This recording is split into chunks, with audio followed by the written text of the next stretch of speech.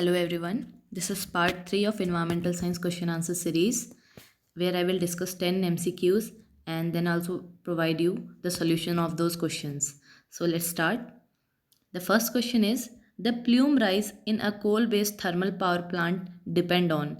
तो जो हमारे थर्मल पावर प्लांट है कोई उसमें से जो हमारा स्टैक से प्लूम निकलता है या पॉल्यूशन निकलता है तो वो किस पे डिपेंड करता है, उसकी बायोएंसी पे, एटमॉस्फेरिक स्टेबिलिटी पे, मूवमेंट ऑफ एग्जॉस्ट गैसेस पे, मोमेंटम। तो हमें इसमें से सही ऑप्शन बताना है कि कौन सा सही ऑप्शन है। तो इसका जो राइट ऑप्शन होगा वो होगा आपका ऑप्शन नंबर डी। जो हमारा प्लूम राइज है वो आपकी बायोएंसी, जो कि बायोएंसी होती है टेंडेंसी टू फ्लोट, एटमॉस्फेयर की स्टेबिलिटी और जो एग्जॉस्ट गैसेस हैं उनका क्या मोमेंटम है, इन तीनों पे ही डिपेंड करता है। हमारा नेक्स्ट क्वेश्चन है A laboratory analysis of wastewater sample indicate BOD 750 mg per liter with a rate constant 0.2 per day at 20 degree Celsius. The 5-day BOD at 20 degree Celsius is. तो जो हमारा क्वेश्चन पूछा गया है वो ये पूछा गया है कि हमें BOD दी गई है आपकी, BOD जो आपकी अल्टीमेट BOD है वो आपको 750 mg पर लीटर दी गई है और आपसे पूछा है कि अगर उसका रेट कांस्टेंट है 0.2 और उसे 20 डिग्री सेल्सियस पे 5 दिन के लिए रखा गया तो उसके बाद जो आपकी BOD आएगी वो कितनी आएगी। तो इसके लिए आपको फॉर्मूला पता होना चाहिए। आपको BOD U अल्टीमेट BOD का जो फॉर्मूला है वो BOD U equal to BOD 5 upon 1 minus 10 की power minus KT, where K is the rate constant that is 0.2, K की वैल्यू आप 0.2 रखेंगे और T आपका टेम्परेचर है दैट इज़ 20 डिग्री सेल्सियस। तो आपको ये वैल्यू निकालनी है और आपको ये वैल्यू दी गई है, ये आपको दी गई है 750 और आप इसको यहाँ पे ले जाएंगे और इसको सॉल्व करेंगे तो आपका आंसर जो है वो आएगा 675 mg पर लीटर। तो हमारा जो सही ऑप्शन होगा वो होगा ऑप्शन नंबर ए। हमारा नेक्स्ट क्वेश्चन है which of the following is not categorized as an internal factor of an ecosystem. कोई हमारा इकोसिस्टम है तो उसमें से इन ऑप्शंस में से कौन सा इंटरनल फैक्टर नहीं है। तो हमें ऑप्शंस दिए हैं डिकम्पोजिशन, सक्सेशन, रूट कॉम्पिटिशन और बेडरॉक। तो इसका जो सही आंसर होगा जो हमारा इंटरनल फैक्टर नहीं है वो है आपका बेडरॉक। बेडरॉक क्या होती है आपकी, जो सॉइल प्रोफाइलिंग में आपकी जो नीचे पेरेंटल रॉक के पास जो लेयर होती है that is called bed rock. उसके अलावा डिकम्पोजिशन क्या होता है कि आपका इकोसिस्टम में कोई भी आपकी चीज़ें हैं, थिंग्स हैं, सब्सटेंसेस हैं, वो डिकम्पोज होती हैं। सक्सेशन क्या होता है, प्राइमरी से लेके आपका सीरल स्टेजेस के थ्रू होते हुए जब हम क्लाइमैक्स में पहुंचते हैं that is succession. Root composition जो रूट का कंपोजिशन है। तो ये सारे हमारे इंटरनल हैं, बस बेड रॉक हमारा एक्सटर्नल है। नेक्स्ट क्वेश्चन, फोर्थ क्वेश्चन हमारा दिया है correct arrangement in order of decreasing soil particle size. तो सॉइल पार्टिकल्स का साइज कौन से जो इसमें से अरेंजमेंट दिया है उसमें डिक्रीज हो रहा है।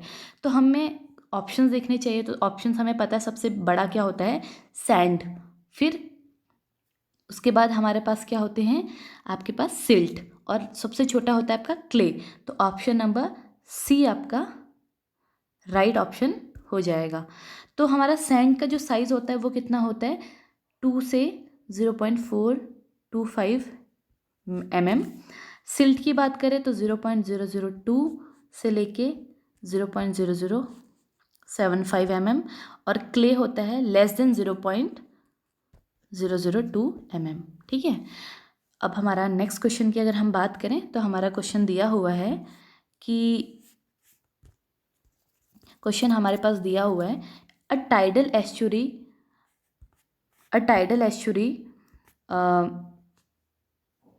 range 5 meter has an area of water trapped 10 kilometer square. If you assume density of water 10 की power 3 kg per meter cube and जो आपकी जी की वैल्यू है इतनी दी हुई है ग्रेविटेशन, तो maximum theoretical energy available.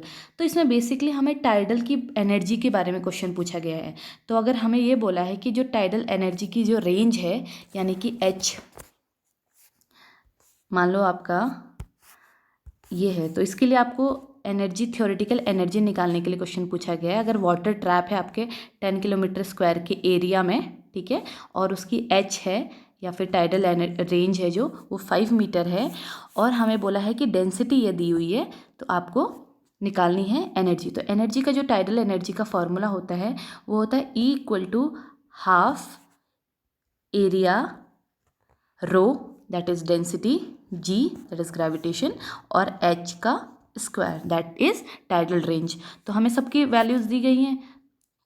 Half area कितना दिया हुआ है आपको, एरिया दिया हुआ है आपको यहाँ पे क्वेश्चन में देखो 10, और आपको डेंसिटी कितनी दी हुई है 10⁻3, जी की वैल्यू आपको पता है 9.8, और एच आपको कितना दिया है 5 का स्क्वायर।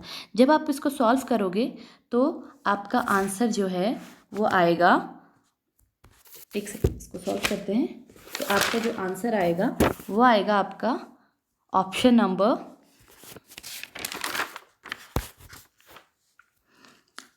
बी।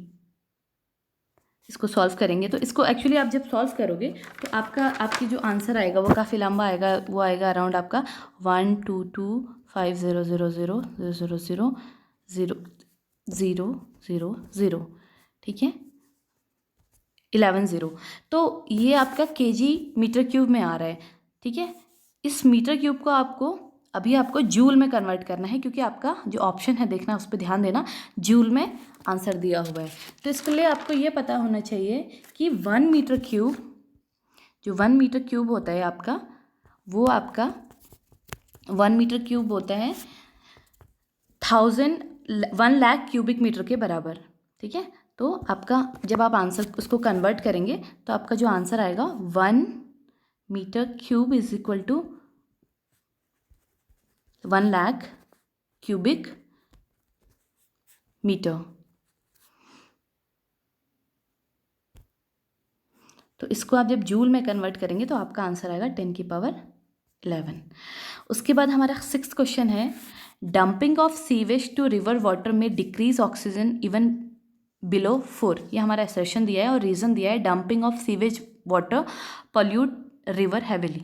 तो अगर हम सीवेज वाटर को रिवर में डालते तो ऑक्सीजन का लेवल 4 mg/लीटर से भी कम हो जाता है, और हम सीवेज वाटर को अगर डालते तो उससे पॉल्यूशन होता है। तो ये दोनों ही बातें सही है, तो ऑप्शन नंबर ए आपका सही हो जाएगा। नेक्स्ट क्वेश्चन है हमारा, the effluent of and emission standard for industries have been notified. तो आप जितना एफ्लुएंट निकालते हैं, जितना भी पॉल्यूटेड वाटर निकालते हैं, वो आपका इसमें से कौन से एक्ट के अंदर नोटिफाई किया गया है। तो पहला है environmental protection act 1986, motor vehicle 1988, air prevention and control pollution act 1981, water prevention and control of pollution act 1974। तो इसका जो सही ऑप्शन है वो आपका है option number A, that is environmental protection act 1986। फिर आपका जो सेकेंड क्वेश्चन है वो है आपका, one of the best known matrix method for environmental impact assessment. तो इसमें से कौन सा मैट्रिक्स मेथड जो है वो बेस्ट है। तो मैट्रिक्स मेथड यूज़ की होते हैं हमारे इन्वायरमेंटल इम्पैक्ट को एसेस करने के लिए।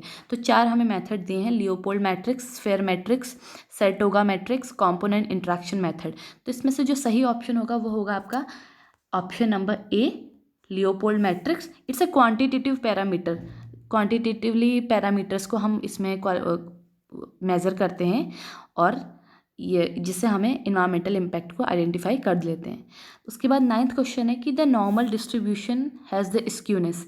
तो पहली बात हमें पता होना चाहिए कि स्क्यूनेस क्या होता है। स्क्यूनेस होता है कि कितना हमारा जो डेटा है अपने मीन से डेविएटेड है लेफ्ट या right, that is called skewness. तो अगर हमारा नॉर्मल डिस्ट्रीब्यूशन है तो उसकी स्क्यूनेस कितनी होगी, 0 होगी, क्योंकि तो नॉर्मली डिस्ट्रीब्यूट है, वो ना तो राइट को डिस्ट्रीब्यूट है ना लेफ्ट को डिस्ट्रीब्यूट है। तो इसका जो सही आंसर होगा ऑप्शन नंबर सी होगा।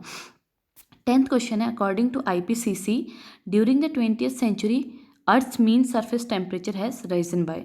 तो जो इंटर गवर्नमेंटल पैनल होती है क्लाइमेट चेंज पे, उनके अकॉर्डिंग जो 20th सेंचुरी में जो मीन सरफेस टेम्परेचर है वो कितना राइज हुआ है। तो 20th सेंचुरी में हमारा जो सरफेस का टेम्परेचर, जो मीन अगर एवरेज निकालें तो वो राइज हुआ है option number B, 0.6 degree Celsius. So that's all for today, thank you.